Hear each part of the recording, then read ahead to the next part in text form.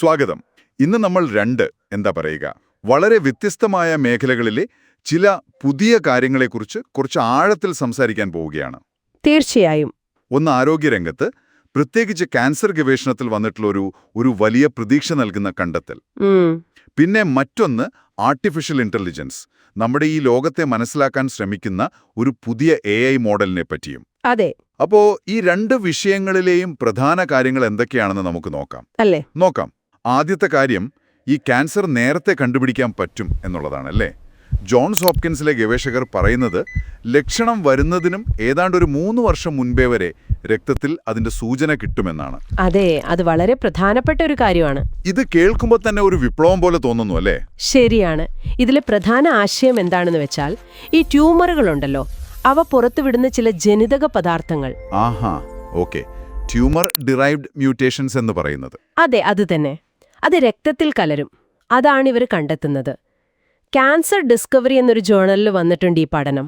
ARIC എന്ന പഠനത്തിലെ സാമ്പിളുകൾ ഉപയോഗിച്ചാണോ? അതെ, ARIC, അതായത് അഥെറോസ്ക്ലെറോസിസ് റിസ്ക് ഇൻ കമ്മ്യൂണിറ്റീസ് എന്നൊരു വലിയ പഠനം നടക്കുന്നുണ്ട്.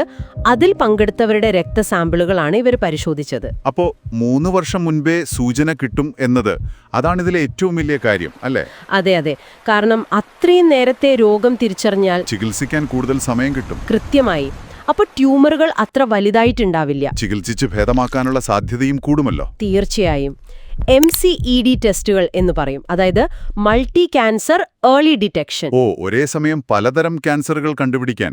അതെ, അത്തരം ടെസ്റ്റുകളുടെ പ്രാധാന്യം ഇതെടുത്ത് കാണിക്കുന്നുണ്ട്.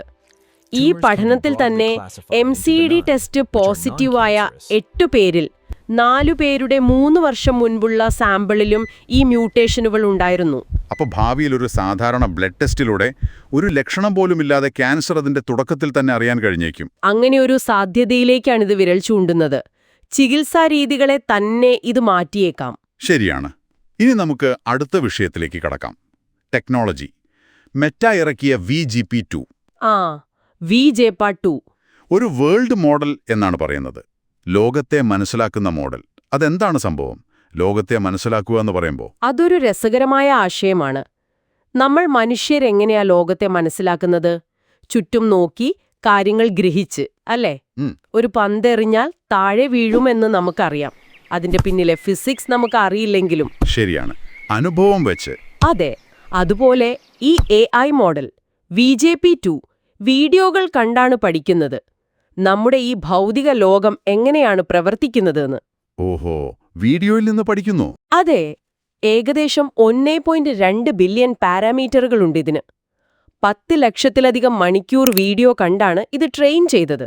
വലിയൊരു പരിശീലനം തന്നെ. അതെ, പിന്നെ ഇത് സ്വയം പഠിക്കുന്ന രീതിയാണ്, സെൽഫ് സൂപ്പർവൈസ്ഡ്. അതുകൊണ്ട് ഒരുപാട് ലേബൽ ചെയ്ത ഡേറ്റയുടെ ആവശ്യമില്ല. അത് കൊള്ളാം. അപ്പോ ഇതിന്റെ പ്രയോജനം എന്താണ്? വീഡിയോ കണ്ട് ലോകത്തെ മനസ്സിലാക്കിയെന്ന് വെച്ചാൽ ഒരു റോബോട്ടിനെയൊക്കെ സഹായിക്കാൻ പറ്റുമോ? അവിടെയാണ് ഇതിന്റെ പ്രാധാന്യം വരുന്നത്. ഇതിന് പ്രധാനമായി 2 ഭാഗങ്ങളുണ്ട്. എൻകോഡർ, അത് വീഡിയോയിലെ വിവരങ്ങൾ എടുക്കും.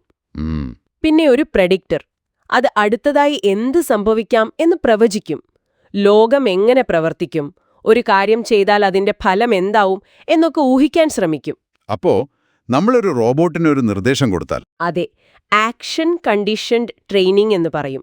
അതായത് റോബോട്ടിന്റെ പ്രവർത്തനങ്ങൾ കൂടി ഉൾപ്പെടുത്തി പരിശീലനം നൽകുമ്പോൾ ഇതിന് കാര്യങ്ങൾ ചെയ്യാൻ പറ്റും.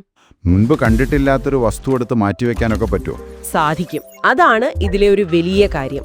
വളരെ കുറച്ച്, ഏതാണ്ട് 62 മണിക്കൂർ റോബോട്ട് ഡേറ്റ വെച്ച് ട്രെയിൻ ചെയ്തപ്പോൾ തന്നെ മുൻപ് പരിചയമില്ലാത്ത ജോലികൾ, അതായത് ഈ വസ്തുക്കൾ എടുത്തു വെക്കുന്നത് പോലെയുള്ളവ, ഒരു 65 തൊട്ട് 80% വരെ വിജയകരമായി ചെയ്യാൻ ഇതിന് പറ്റി. പ്രത്യേക പരിശീലനം ഇല്ലാതെ തന്നെ? അതെ, അതിനെയാണ് സീറോ ഷോട്ട് പ്ലാനിംഗ് എന്ന് പറയുന്നത്. ലോകത്തെക്കുറിച്ച് പഠിച്ച ആ ഒരു ധാരണ വെച്ച് പുതിയ കാര്യങ്ങൾ ചെയ്യുന്നു. അപ്പോ ചുരുക്കി പറഞ്ഞാൽ AIക്ക് നമ്മുടെ ലോകത്തെക്കുറിച്ചൊരു തരം സാമാന്യബോധം, ഒരു കോമൺ സെൻസ് കൊടുക്കാനുള്ള ശ്രമമാണ് ഈ VJP2. അത് വെച്ച് പ്രവർത്തിക്കാനും അതിനെ സഹായിക്കും. അതെ, ശരിയാണ്. ഈ ചർച്ച ഇവിടെ നിർത്തുമ്പോൾ നിങ്ങൾക്കായി ഒരു ചോദ്യം ഇവിടെ പങ്കുവയ്ക്കട്ടെ.